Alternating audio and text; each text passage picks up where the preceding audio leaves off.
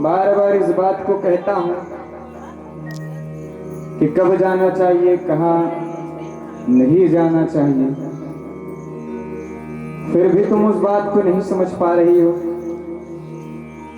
केवल माई के जाने की जिद लगाई पड़ी। बाबा भोलेनाथ फिर ध्यान मग्न हो जाते हैं अपनी समाधि अवस्था पर।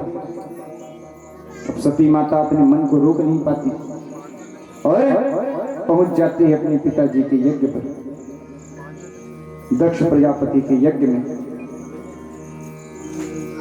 जैसे सती माता पहुंचती है तो दक्ष प्रजापति ने अपनी पत्नी और अपनी 16 में से 15 कन्याओं को, क्योंकि 16 नंबर की कन्या सती है, और 15 अपनी कन्याओं को कहा था कि अगर इस यज्ञ पर सती आएगी तो कोई उसका जाकर मान सम्मान और बात नहीं करेगा। जैसे सती माता यज्ञ में पहुंचती है, अब बेटी अगर मायके जाए तो अपनी माँ से मिलने पहले जाती है, पिता से मिलने जाती है। जाकर देखती है तो ना पिता बात कर रहे ना माँ। अब माँ क्या करे? दक्ष प्रजापति पति के कारण अपनी कन्या से मान सम्मान ये तक नहीं कह पाती कि आओ बेटी आओ, बड़े दिनों बाद आई, तुम्हारे आने से बड़ा हर्ष हुआ। क्योंकि मायके पर अगर बेटी पहुंचे ना तो माँ बड़ी प्रसन्न होती है। भले वो बेटी 5 दिन पहले क्यों ना जाए मायके से, 5 दिन बाद फिर आएगी ना तो माँ बड़ी खुश होती है।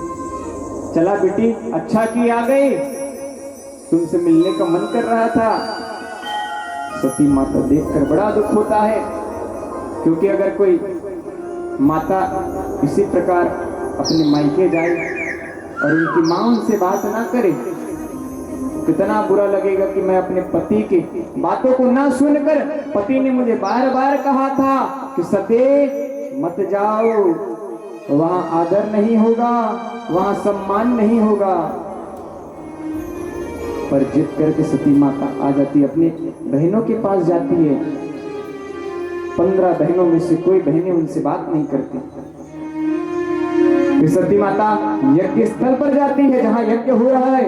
वहां जाने पर भी देखती है कि सभी देवताओं के लिए आसन बना हुआ है दोनों तरफ, पर कहीं पर भी महादेव के लिए आसन नहीं बना है। यह देखकर सती माता को बड़ा अपमान महसूस होता है, बड़ा क्रोध आता है। सती माता दक्ष प्रजापति के पास जाती है, कहती है पिताजी, भगवान शंकर से तो बड़ा इस संसार पर कोई नहीं है और आपने उनका अपमान किया है।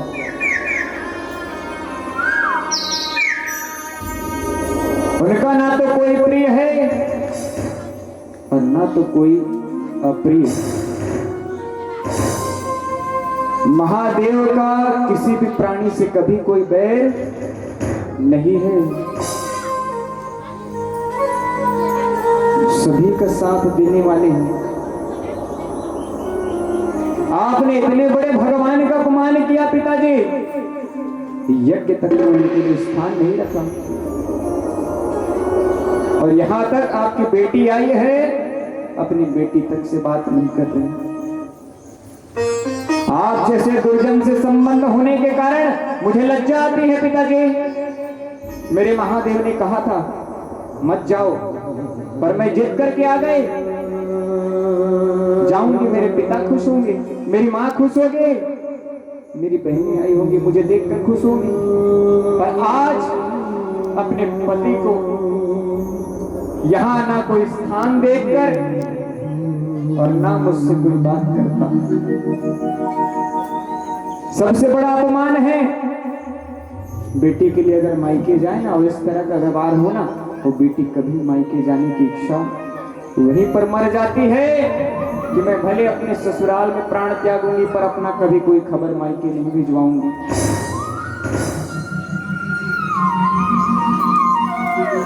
जिस समय शिव आपके साथ मेरा संबंध दिखलाते हुए आगे बढ़ते थे ना, मुझे हंसी से कहते थे दाक्षायणी, दक्ष की पुत्री हूं इसलिए मुझे दाक्षायणी, हंसी हंसी मजाक में हम दोनों। महादेव मुझे कहते थे ना, नाम से पुकारते थे, उस समय मैं हंसती थी कि मेरे पिता का नाम है, पर आज उस नाम पर मुझे लज्जा आता है कि आपके नाम से मुझे दाक्षायणी कहते थे। माता सती का मन दर्द और गया से रोने लगती है। मुझे लज्जा आती है कि मैं आपके अंग से उत्पन्न हुई हूं। मैं अपने इस शरीर को शव तुल्य समझती हूं, शव के समान हूं जिंदा रहते हुए भी। आज मेरे पति महादेव, जो देवों के देव महादेव, आज उनका इतना बड़ा अपमान मैं नहीं सहन कर पाऊंगी। आज मैं अपने इस सौतुल्य शरीर का त्याग कर दूंगी, क्योंकि मैंने अपने पति का भी अपमान करके इस यज्ञ पर आ गई। उन्होंने मुझे बार बार मना किया, मत जाओ सती।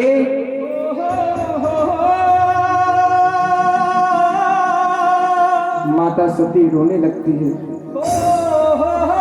ये महादेव, मैं आपके बात को नहीं समझ पाई। अपने पति का अपमान करके आ गई मैं, मायके के मुंह में, अपने मां के मुंह में, अपनी बहनों की ममता में मैं बंद कर यहां चली आई। पर आज यहां मुझे आने पर लज्जा का सामना करना पड़ रहा है। अपने आप को अपमानित महसूस, अपने साथ साथ अपने पति को भी मैं अपमानित यहां करने चली आई। विवाह के बाद ना कन्याओं को जरा सोच समझ कर जाना पड़ता है। विवाह के पहले बात अलग रहती है कि कहीं भी चले आओ, कहीं भी चले जाओ, पर विवाह हुआ ना तो कन्या के साथ साथ अपने पति का भी मान सम्मान मर्यादा का ध्यान रखना पड़ता है। कहां जाने पर हमारे पति को सम्मान मिलेगा और कहां जाने पर नहीं मिलेगा। आज मैं बड़ी भूल करके आ गई मायके के मुंह में। सती माता रोते रोते रोते जो प्रमुख यज्ञ कुंड था उसमें जाकर प्रवेश कर गई। चारों तरफ हाहाकार, सती यज्ञ कुंड में घुस गई, सती यज्ञ कुंड में घुस गई। सभी यहाँ वहां भागने लगे। कोई बचाओ सती को, कोई बचाओ। दक्ष प्रजापति, माता सती दौड़ के यज्ञ कुंड पर, सती सती सभी आवाज लगाती है, पर यज्ञ कुंड में बेहद रूप से अग्नि का रूप मां सती माता प्रवेश कर जाती है। क्योंकि जिन माँ बाप ने जन्म दिया है ना, उसी से अगर बेटी को अपमानित होना पड़े ना तो मृत्यु के समान उसका पीड़ा प्राप्त होता है। विवाह की पूर्व बात अलग होता है, पर विवाह के बाद अगर हो ना तो काटो तो खून ना, इस तरह का पीड़ा है माताओं को होता है। और सती माता इसे बर्दाश्त नहीं कर पाई, तो ये कथा भी बंद करना पड़ेगा। ये कथा को अगर ये प्रजापति दक्ष के समान जैसे यजमान के रूप में परीक्षित बैठे हैं, अगर यहाँ चले गए तो हम कथा यहाँ नहीं सुनाएंगे, क्योंकि यजमानी के बिना यज्ञ हवन प्रारंभ नहीं होता। भृगु जी ने मंत्र उच्चारण करके दावाग्नि में आहुति देना चालू कर दिया। उस आहुति से जैसे ही मंत्र उच्चारण किए, अपहृत वृक्ष आहुति दिए। आहुति देते ही उसमें से ऋभु नामक तेजस्वी देवता प्रकट हुए। ऋभु नामक देवता जैसे ही बाहर निकले, उन्होंने अपनी तपस्या से चंद्रलोक प्राप्त किया था और मंत्र उच्चारण से ही ऋभु नामक देवता उस यज्ञ कुंड से बाहर आए। जैसे बाहर निकले ना, तो जो यज्ञ कुंड का लकड़ी था, जलता हुआ लकड़ी लेकर उन पार्षदों के ऊपर आक्रमण करने के लिए दौड़ पड़े। ऋभु नामक देवता अब सभी इधर उधर भागने लगे। भागो भागो, दौड़ो, बचो बचो, बचाओ, हाहाकार मचने लगा। अब इधर भगवान शंकर को पता नहीं कि सती माता अग्नि में प्रवेश कर गई है। इधर नारद जी भगवान शिव के पास पहुंच जाते हैं कि बाबा भोले को यह बात पता नहीं कि उनकी पत्नी यज्ञ में प्रवेश कर गई है। साथी नारद जी पहुंच जाते हैं बाबा भोलेनाथ के पास कैलाश पर्वत पर। जाकर नारद जी कहते हैं, महादेव बाबा, सती माता दक्ष प्रजापति के यज्ञ में अग्नि कुंड में प्रवेश कर गई है। अपने इस अपमान को सहन नहीं कर पाई बाबा। जैसे ही महादेव सुनते हैं कि सती ने अग्नि कुंड में प्रवेश कर लिया, क्रोधित हो जाते हैं। मैंने सती को पहले कहा था ना जाओ, अंधतः जिद करके चली गई। क्रोध आवेश में भगवान भोलेनाथ घोड़ चबाने लगते हैं और आवेश में आकर जटा से जटा निकालकर भूमि पर पटक देते हैं। और जैसे ही अपने जटा का एक भाग भूमि पर पटकते हैं, उसमें से एक बड़ा भारी लंबा चौड़ा एक पुरुष उत्पन्न होता है। उनके जटा से भूमि पर पटकते ही उसका शरीर इतना विशालकाय कि वह स्वर्ग तक को स्पर्श कर रहा। उसकी 1000 भुजाएं और सूर्य के समान जलते हुए 3 नेत्र। जिस प्रकार महादेव के 3 नेत्र हैं, उसी प्रकार भगवान की जटा से उत्पन्न हुए उस पुरुष के भी 3 नेत्र हैं। ज्वालाओं के समान लाल लाल जटाएं दिख रही हैं उसकी, जो देखने में भारी डर के भाव पैदा कर दे। उसके गले में नरमुंडों की माला है, हाथों में 1000 भुजाओं में नाना प्रकार के अस्त्र और शस्त्र लिए हुए, और हाथ जोड़कर बाबा भोलेनाथ के पास पूछता है कि हे भगवान, मैं क्या करूं, मैं कहां जाऊं? बाबा भोलेनाथ कहते हैं कि तेरा नाम वीरभद्र है और तू मेरा अंश अवतार है, इसलिए मैं तुझे पार्षदों का अधिनायक बनकर भेजता हूं और अभी तुम जाओ और दक्ष प्रजापति का यज्ञ विध्वंस करो। अब इस तरह से वीरभद्र बाबा की आज्ञा पाकर तुरंत दक्ष प्रजापति के यज्ञ स्थान पर पहुंच जाता है और जो देखा पकड़कर तहस नहस मार काट, देवताओं को यहाँ मारना वहां मारना, पूरा यज्ञ का विध्वंस कर डालता है। सभी तरफ अपने अपने प्राण बचाने के लिए देवता भागे भागे भागे भागे, भागो भागो, वीरभद्र आ गया, प्राण की रक्षा करो। यहाँ वहां नाना प्रकार से, और वीरभद्र के साथ भगवान शंकर के सारे पार्षद भूत प्रेत सभी उस स्थान पर आ जाते हैं। सभी तरफ भयंकर लीला, बाबा भोलेनाथ के पार्षदों की लीला देखकर देवता ऋषि मुनि सब यहाँ वहां भागने लगते। भागो भागो, प्राण की रक्षा करो। बाबा महादेव बड़े क्रोधित हो गए हैं, उनके पार्षद आ गए हैं। इधर भृगु ऋषि यज्ञ को बचाने आहुति डाल रहे हैं। अपहृत रक्ष। वीरभद्र उनको देखता है, उनके हाथ से घी डालने के सुत्रवा जो लकड़ी का बना होता है उसको हाथ से छील लेते हैं। अब इससे भृगु ऋषि का मंत्र उच्चारण आहुति डालना बंद हो जाता है। वीरभद्र भृगु ऋषि को पकड़ता है, उनके दाढ़ी मूछ सारा नोच लेता है।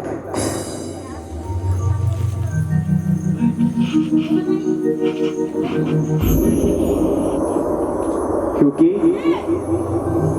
जब प्रजापतियों के बीच में महादेव का अपमान हुआ ना, उस समय यही भृगु ऋषि अपने दाढ़ी मूछ ऐंठते हुए बैठे थे। इसी कारण वीरभद्र भृगु ऋषि की दाढ़ी मूछ नोच लेता है। फिर वीरभद्र दक्ष प्रजापति को पकड़ लेता है और पटक कर उसके छाती पर बैठ जाता है। और जैसे ही अपना तलवार निकालकर दक्ष प्रजापति का सिर काटने के लिए तलवार को बढ़ाता है, पर बहुत प्रयास करने के बाद भी वीरभद्र दक्ष प्रजापति का सर नहीं काट पाता, धड़ से अलग नहीं कर पाता। फिर वीरभद्र यज्ञ मंडप में यज्ञ पशुओं को जिस प्रकार बलि दिया जाता है, पहले यज्ञों में पशुओं का बलि दिया जाता था, उसी प्रकार वीरभद्र दक्ष प्रजापति को भी लेकर जाता है पशुओं को बलि देने के भांति, और रखकर वहां पर अपना तलवार चला देता है। जैसे ही वीरभद्र तलवार चलाता है, उस स्थान पर दक्ष का सिर कटकर उस अग्निकुंड पर चले जाता है। अब इधर ब्राह्मण देवता जो मंत्रों का उच्चारण कर रहे हैं, देखते हैं कि यज्ञ के प्रमुख यजमान का सिर धड़ से अलग हो गया। अब जैसे ही दक्ष का सिर अलग होता है तो बाबा भोले के पार्षद भूत प्रेत वाह वाह करने लगते हैं कि मारा गया, दक्ष प्रजापति मारा गया।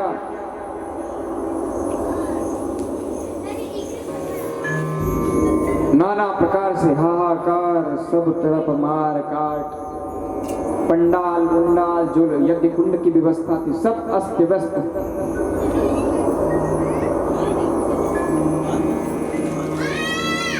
और जैसे ही वहां का यज्ञ विध्वंस होता है, दक्ष प्रजापति का सिर यज्ञ कुंड में जाता है, उसके बाद वीरभद्र तुरंत कैलाश पर्वत बाबा भोले के पास लौट आता है। जब सभी ने वीरभद्र के द्वारा सभी देवता ऋषि मुनि गण को हरा दिया, तो सभी देवता ऋषि मुनि साधु संत ब्रह्मा जी के पास जाते हैं और जाकर स्तुति करने लगते हैं कि हे ब्रह्मा जी, भगवान शिव से दक्ष के यज्ञ को पुनः प्रारंभ करावे, उनका यज्ञ विध्वंस हो चुका है, उसको पुनः प्रारंभ करवाइए।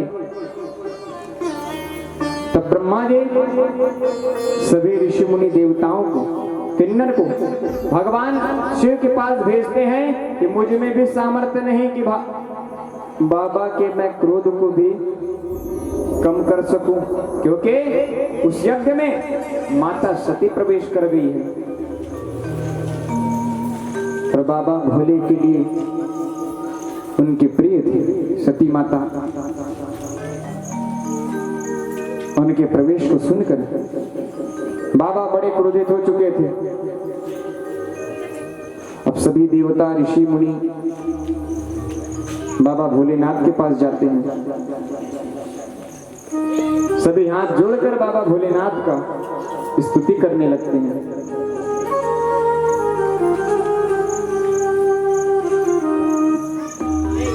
तेरा नाम गाऊं तो ये एहसास होता है, तेरा नाम गाऊं रहा विश्व होता है, तू साथ चल रहा विश्वास होता है। राहें हो धुंधली, नजर कुछ ना आए, एक तेरा नाम सारे अंधेरे मिटाए। मेरी पहचान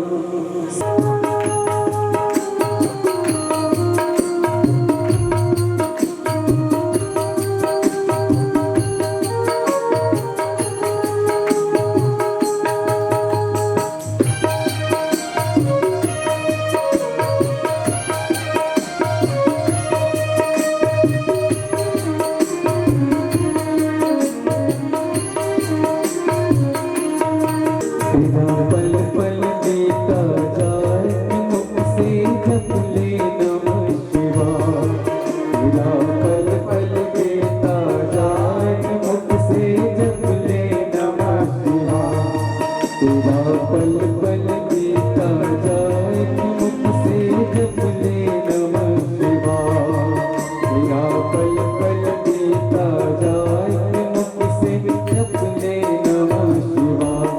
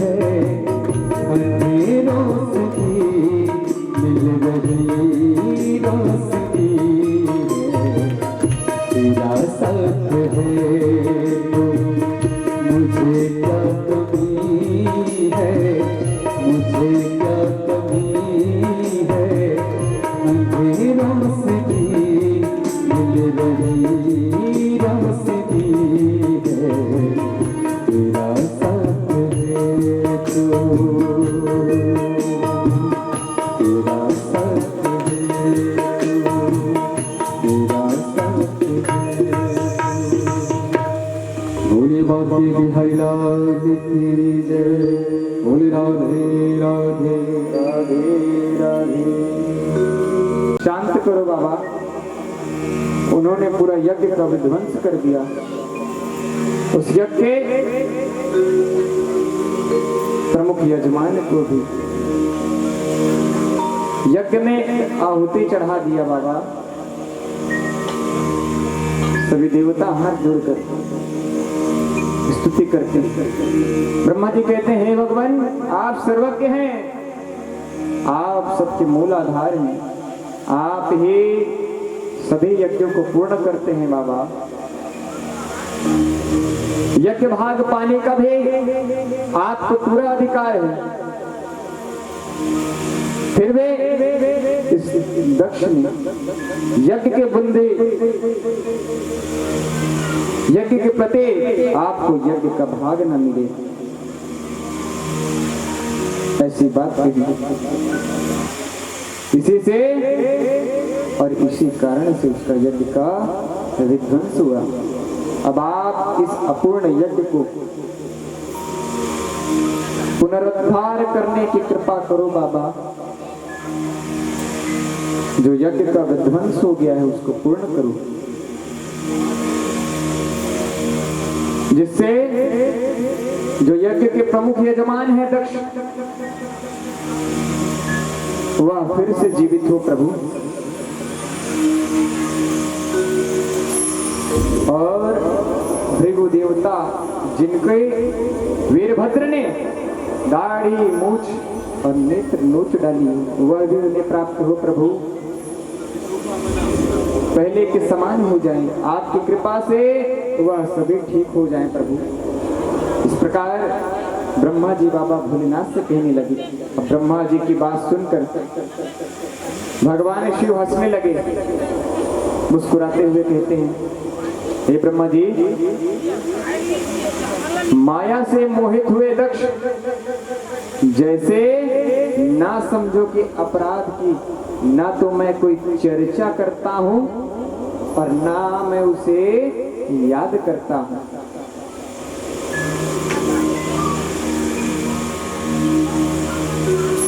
हे ब्रह्मा जी,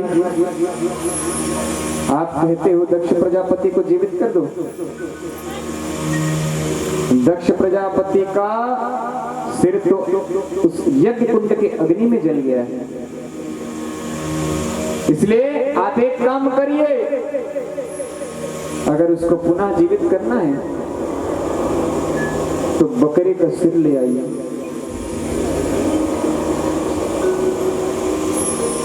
और जितने भी देवताओं के अंग भंग हुए हैं, मेरे पार्षदों ने, वीरभद्र ने, किसी देवताओं का हाथ नहीं है, किसी देवता का पैर नहीं है, किसी देवता का कान नहीं है, जितने भी अंग भंग किए हैं सबका अंग प्रत्यंग करो।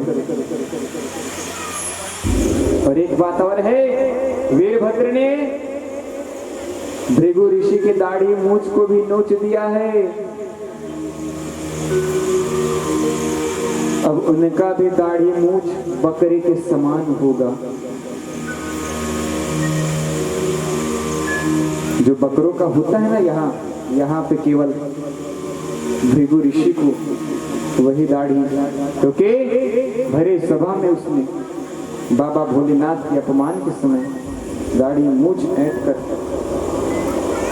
अपने आप को सर्वोच्च पद पर विराजमान समझा था, और उसे वीरभद्र ने वही मान मर्दन किया। फिर सभी देवता और ऋषि महादेव जी से यज्ञशाला में पधारने की विनती करते, हे बाबा आप चलिए ना, उस यज्ञ स्थान पर चलिए, आपके जाने से वह यज्ञ संपन्न होगा बाबा। तब बाबा भोलेनाथ, भाई बाबा भोलेनाथ इतना भोले हैं कि केवल उनका क्रोध क्षणिक मात्र रहता है, और अगर प्रेम से कोई भी भक्त उनको बुलाए ना, बाबा अपने भक्त के कभी देर नहीं लगाते, बड़े जल्दी बाबा पहुंच उस स्थान पर अवश्य पहुंच जाते हैं। इसीलिए कहा जाता है, सभी देवों में अगर मनाना है तो भोले बाबा को मनाओ, जल्दी प्रसन्न होने वाले देवता है, इसीलिए तो उनको भोले बाबा कहा जाता है। भोले मतलब भोले। भोले बाबा कहते हैं चलिए। फिर ब्रह्मा जी के साथ बाबा भोलेनाथ वहां पहुंचते हैं, और बाबा भोलेनाथ ने जैसा कहा था कि दक्ष प्रजापति की सिर को जोड़ने के लिए बकरे का सिर लाया जाए, बकरे का सिर लाया जाता है और उनके धड़ के पास रखा जाता है। धड़ के पास रखते हैं, वह सिर दक्ष प्रजापति के सिर पर जुड़ जाता है।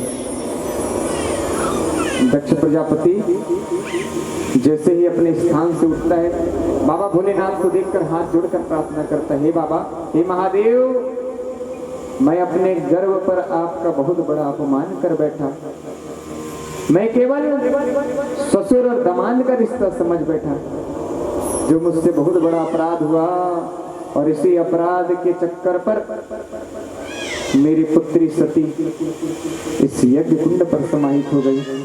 आपका अपमान करके कभी सुखी कोई नहीं रह सकता बाबा। ये भोलेनाथ आपके स्मरण से है, जो व्यक्ति का कलुषित काला मन होता है वह भी साफ हो जाता है बाबा। पर मैं आपको अपने पुत्र दिया,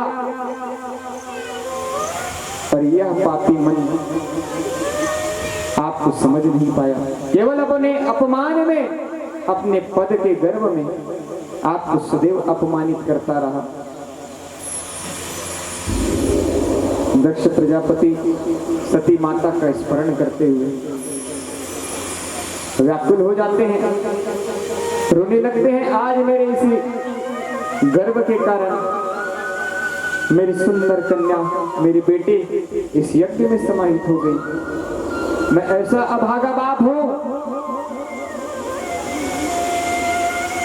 जिसके कारण उसकी बेटी इस यज्ञ कुंड में समाहित हो गई। नेत्रों में अश्रु भरे होने के कारण दक्ष और आगे कुछ बोल न सका। फिर सभी ऋषिगण दक्ष के साथ मिलकर इस यज्ञ को पूर्ण करते हैं। फिर इस यज्ञ से पुरोडास नामक चरु का हवन किया जाता है, क्योंकि यह यज्ञ पहले विध्वंस हो चुका था। इसको पूर्ण करने के लिए पुरोडास नामक चरु लेकर हवन किया जाता है। इस हवि को हाथ में लेकर जो है दक्ष विशुद्ध चित्त से श्री हरि का ध्यान करता है, त्यों ही सहसा भगवान प्रकट हो जाते हैं। बोलो विष्णु भगवान के। भगवान श्री हरि साक्षात उस यज्ञ कुंड में प्रकट हो जाते हैं। उसके बाद बृहद और रत्न नामक साम स्त्रोत, जिनके पंख हैं, समस्त देवताओं के तेज हर लेने वाले तेज संपन्न सभी देवताओं को आशीर्वाद देते हैं। क्योंकि यज्ञ इसीलिए किया गया था कि यज्ञ पूर्ण होगा तो उससे जो भगवान प्रकट होंगे वो सभी देवताओं को आशीर्वाद देंगे, और उसी आशीर्वाद से ही देवता प्रबल शक्तिशाली होते हैं। इसीलिए यज्ञ किया जाता है। फिर दक्ष प्रजापति को तुम्हारी सदा धर्म में बुद्धि रहे ऐसा आशीर्वाद देकर सब देवता स्वर्गलोक को प्रस्थान कर जाते हैं। फिर दक्ष को पंचजन की पुत्री अशिकनी से है शर्व नामक 10,000 पुत्र होते हैं। दक्ष प्रजापति बकरे का सिर लगाए, बकरे का सिर के बाद उनकी पत्नी पंचजन होती है। पंचजन की पुत्री जब यह पुत्र संन्यास की ओर चले गए तो नारद जी के उपदेश से पुनः दक्ष ने असंकिनी के गर्भ से 1,000 पुत्र और उत्पन्न किए। यह भी नारद जी के उपदेश से चले गए। उसके बाद जब यह सभी पुत्र नारद जी के उपदेश पाकर वन को चले गए तो फिर पुनः अशेकनी के गर्भ से 60 कन्याएं हुई जो पूरा संसार पर फैल गई माताओं के रूप में। और वही स्त्रियां संतान उत्पत्ति होते होते होते होते होते होते यह संसार बढ़ने लगा। इस प्रकार राजा दक्ष के गर्भ को बाबा भोलेनाथ समाप्त करते